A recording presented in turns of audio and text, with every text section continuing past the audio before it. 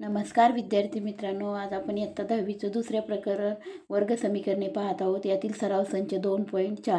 तर माझ्या मागच्या व्हिडिओमध्ये आपण सराव संच 2.4 मधला प्रश्न पाहिला. आज आपण 2.4 मधला प्रश्न दुसरा पाहत आहोत. खालील वर्ग समीकरणे सूत्राचा वापर करून सोडवा. समीकरण दिले x वर्ग प्लस 6x प्लस 5 बरोबर 0.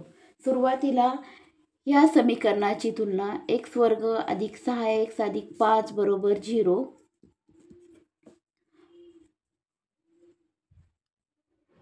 या समीकरणाची तुलना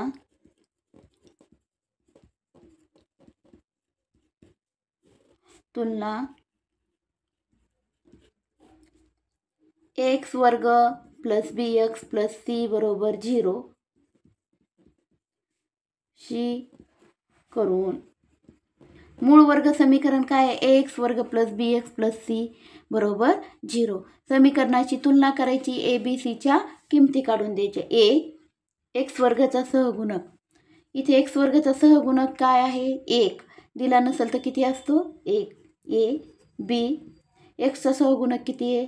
6 आणि c किती आहे? 5. a b c तिन्ही किमती काढल्या. आता जेव्हा उदाहरण तुम्हाला सूत्र पद्धतीने सोडवा, सूत्राचा वापर करून सोडवा असा प्रश्न असेल तेव्हा ही सूत्र पद्धती वापरायची. तर त्या सुरुवातीला आपण a b c च्या किमती काढून घेतल्या. आता सूत्रामध्ये किमती ठेवून आपल्याला उदाहरण सोपं वाटण्यासाठी सुरुवातीला b वर्ग मायनस 4ac ही किंमत काढून घेऊयात. b वर्ग मायनस 4ac, b ची किंमत आहे 6, 6चा वर्ग मायनस 4, a ची किंमत 1 आणि c ची किंमत 5. सोडवूयात. 6चा वर्ग किती आहे? 36 वजा हा गुणाकार 4 1 4 4 5 20 बरोबर 36 मधून 20 गेले किती उरतात? 16. तर b वर्ग मायनस 4ac ही किंमत आली 16. आता आपलं सूत्र पद्धतीमधले सूत्र पहा. x बरोबर हे सूत्रच आहे, पाठच करायचं आहे, minus b plus or minus b वर्ग मायनस 4ac भागिले 2a. तर आता यामध्ये किमती टाकायच्या. मायनस b च्या जागेवर किती घ्यायचे? 6 प्लस और मायनस b वर्ग मायनस 4ac ही किंमत आपण काढून घेतलेली आहे. किती आहे? 16. इथे किंमत टाकली 16 भागिले 2a. a ची किंमत आहे 1. Minus b plus or minus आता वर्गमुळात 16 भागिले 1 b. तर मायनस 6 प्लस और मायनस 16चं वर्गमूळ किती आहे? 4 प्लस और मायनस 4 भागिले 2. आता एकदा प्लस साईन घेऊ, एकदा मायनस घेऊ. बरोबर मायनस 6 प्लस घेऊयात 4 भागिले 2. 4. आता 6तून 4 गेले किती राहतात? 2 राहतात. आणि साईन मायनस भागिले 2. बे 1 बे किती आलं? मायनस 1. पुन्हा एकदा पहा. एकदा प्लस साईन घेतलं, मायनस 6 अधिक 4. तर 6 मधून मोठ्या संख्येतून लहान संख्या वजा करतो. 6 मधून 4 गेले 2, मोठ्या संख्येचं साईन, तर मायनस 1. आता हे एकदा प्लस घेतल्यावर आलं, आता मायनस घेतल्यावर पाहणार आहेत आपण.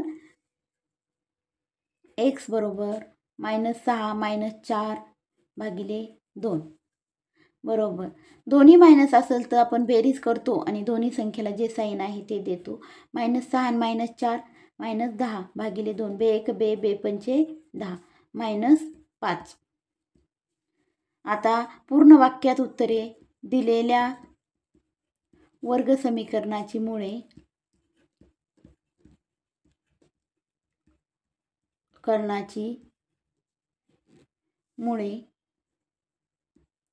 वजा 1 आणि वजा 5 आहेत. तर प्रत्येक स्टेपला मार्क आहे. उदाहरण व्यवस्थित सोडवायचं. सुरुवातीला मूळ वर्ग समीकरणाशी तुलना केली, ए बी सीच्या किमती काढल्या. नंतर बी वर्ग मायनस 4ac सूत्र टाकून किमती टाकल्या. 6चा वर्ग वजा 4 गुणिले 1 गुणिले 5, 6चा वर्ग 36 वजा 20 बरोबर 16.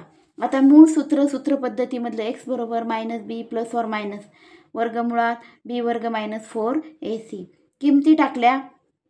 आता पहा, minus B plus or minus बी वर्ग मायनस 4ac 16 आलेले, 16 किंमत टाकली.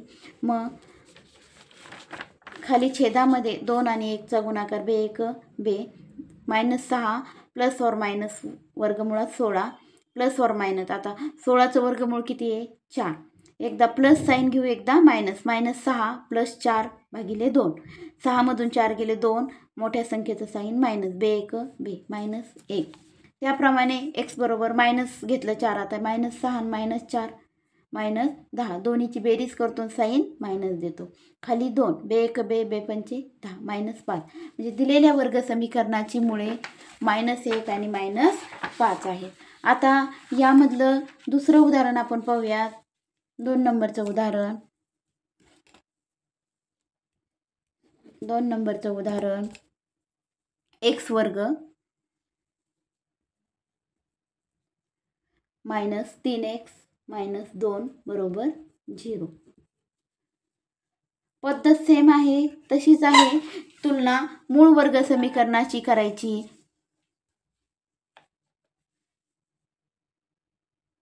एक्स वर्ग दिलेल्या समीकरणाची तुलना.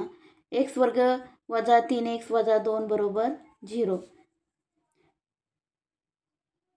ची एक्स वर्ग प्लस bx प्लस c बरोबर 0 शी तुलना करून ए बी सीच्या किमती काढायच्या. ए बरोबर एक्स वर्गाचा सहगुणक किती आहे? 1. बी बरोबर एक्सचा सहगुणक किती? -3. सी बरोबर किती किंमत आहे? -2. साईन व्यवस्थित लिहायचे म्हणजे उदाहरण आपलं चुकत नाही. सुरुवातीला आपण बी वर्ग मायनस 4ac काढणार बरोबर, म्हणजे आपल्याला सूत्रामध्ये किमती ठेवल्यास सोपं पडतं.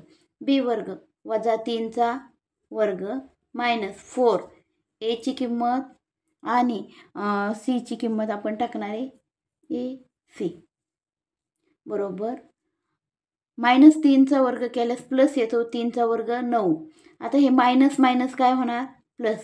4 1 4 4 दुने 8 बरोबर 17. 9 आणि 8 यांची बेरीज केल्यास 17. तर आता बी वर्ग मायनस 4ac आपण काढून घेतलं. आता सूत्र लिहूयात. एक्स बरोबर minus B plus or minus बी वर्ग मायनस 4ac भागिले 2a बरोबर मायनस बी. बीची किंमत किती आता? -3 प्लस और मायनस बी वर्ग मायनस 4ac किती आहे? 17 भागिले 2 गुणिले ए ची किंमत आहे 1. आता हे मायनस मायनस काय झालं? +3 प्लस और मायनस वर्गमुळात 17 आणि छेदामध्ये बे 1 बे 2. आता पहा, एक्स बरोबर ही किंमत आली 3 प्लस और मायनस वर्गमुळात 17 भागिले 2. आता वर्गमुळात 17 आहे, 17 ह्या संख्येचं वर्गमूळ निघेत नाही. मग आपण तसंच सोडूया. इथे फोड पण आपल्याला काही करता येत नाही. मग एक्स बरोबर एकदा प्लस घेऊ, एकदा मायनस. एक्स बरोबर 3 प्लस वर्गमुळात 17 भागिले 2 आणि एक्स बरोबर 3 मायनस वर्गमुळात 17 भागिले 2.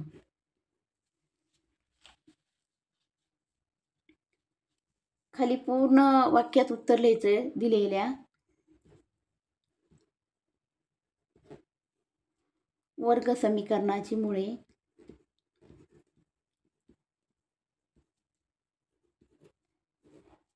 मुळे 3 अधिक वर्गमुळात 17 भागिले 2 आणि 3 वजा वर्गमुळात 17 भागिले 2 आहेत.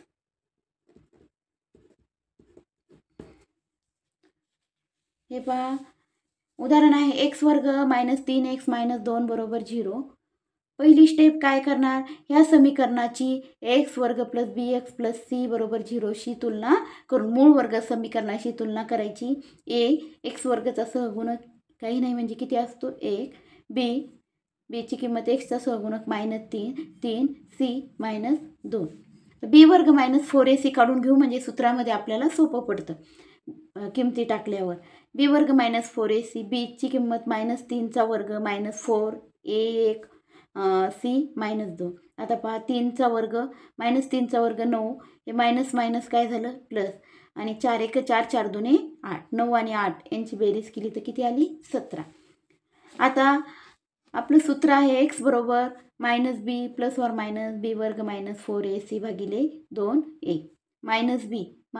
बीची किंमत -3 प्लस ऑर मायनस वर्गमुळात किती किंमत काढली आपण, हे बी वर्ग -4ac 17 वर्गमुळात 17 भागिले 2 याची किंमत 1. हे मायनस मायनस काय झालं प्लस झालं, प्लस ऑर मायनस वर्गमुळात 17 1 बी. आता वर्गमुळात 17 आहे, 17 या संख्येचं वर्गमूळ निघत नाही किंवा इथे आपल्याला 17ची फोड पण करता येत नाही जेणेकरून एकाचं वर्गमूळ निघेल. मग आपण 17 तसेच ठेवूया. एक्स बरोबर एकदा प्लस 17 घ्यायचे, एकदा मायनस 3 अधिक प्लस 17 भागिले वर्गमुळात 17 भागिले 2, किंवा एक्स बरोबर 3 मायनस वर्गमुळात 17 भागिले 2. म्हणजे दिलेल्या वर्ग समीकरणाची मुळे 3 प्लस वर्गमुळात 17 भागिले 2 आणि 3 मायनस वर्गमुळात 17 भागिले 2 आहे. तर विद्यार्थी मित्रांनो, माझ्या मागच्या व्हिडिओमध्ये आपण प्रकरण पहिलेही पाहिले आणि आता हे प्रकरण दुसऱ्यातला सराव संच 2.4 सूत्रपद्धती पाहत आहोत. तर प्रश्न दुसऱ्यातलं पहिलं आणि दुसरं उदाहरण आपण आज पाहिलेलं आहे. तर सर्वांनी उदाहरणाचा सराव करायचा आहे आणि सराव केल्यानंतर काहीच आपल्याला अवघड वाटत नाही. गणित विषय एकदम सोपा वाटतो. गणित विषय जर तुम्हाला सोपा वाटावा असं वाटत असेल तर सराव अतिशय गरजेचा आहे. सराव केला तर तुम्हाला उदाहरणं सोडवता येतात. तर सगळ्यांनी सुरुवातीपासून अभ्यास करायचा आहे. 10वीच्या वर्गातील विद्यार्थ्यांनी सुरुवातीपासून जर गणित विषयाचा अभ्यास केला तर गणित विषय एकदम सोपा वाटतो. रोज थोडा थोडा अभ्यास केला, सराव करायचा, उदाहरणं सोडून पाहिजेत म्हणजे तुमचा सराव व्यवस्थित होईल. आणि काही अडचण असल्यास मला कमेंट्स करा. तर विद्यार्थी मित्रांनो, माझ्या चॅनलला लाईक करा, सबस्क्राईब करा, शेअर करा आणि धन्यवाद.